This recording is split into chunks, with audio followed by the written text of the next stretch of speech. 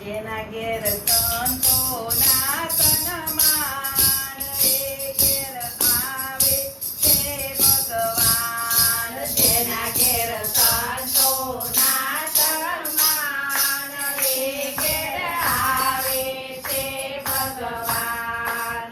દશરથ જેવા પિતા રે હોય તો, દશરથ જેવા પિતા રે હોય તો, કૌશલ્યા જેવા માતા રે હોય જો, કૌશલ્યા જેવા માતા રે હોય જો, રામચંદ્ર જેવા દીકરા હોય તો, રામચંદ્ર જેવા દીકરા હોય તો, એ ઘેર સીતાના સન્માન એ ઘેર આવે છે ભગવાન.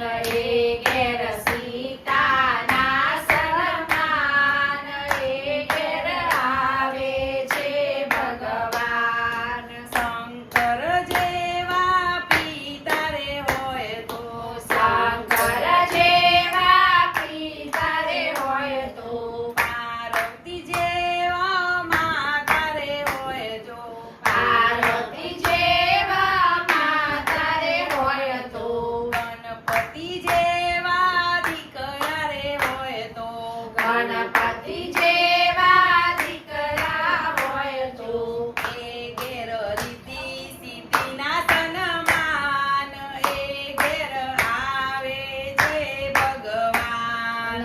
એ ઘેર રીતિ સિદ્ધિના સન્માન એ ઘેર આવે છે ભગવાન. જેના ઘેર સંતોના સન્માન એ ઘેર આવે છે ભગવાન.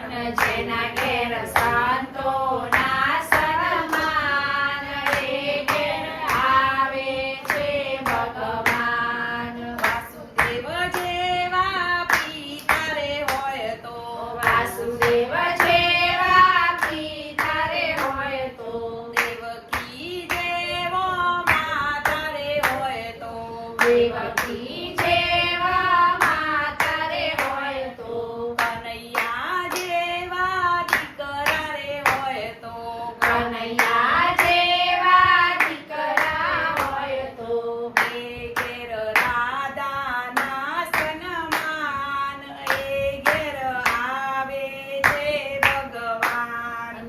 એ ઘેર રાધાના સન્માન એ ઘેર આવે છે ભગવાન. અજમેલ જેવા પિતા રે હોય તો, અજમેલ જેવા પિતા રે હોય તો, મિનળદેવ જેવા માતા રે હોય તો, મિનળદેવ જેવા માતા રે હોય તો, રામાપીર જેવા દીકરા રે હોય તો, રામાપીર જેવા દીકરા હોય તો, એ ઘેર નેતલના સન્માન એ ઘેર આવે છે ભગવાન.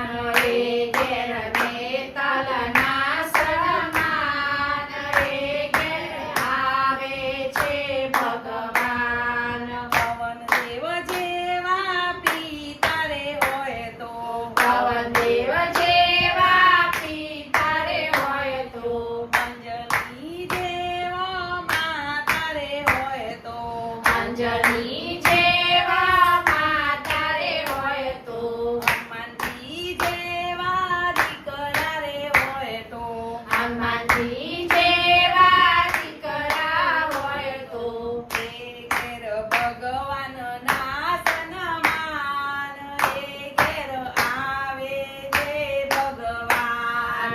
એ ઘેર ભગવાનના સન્માન એ ઘેર આવે છે ભગવાન.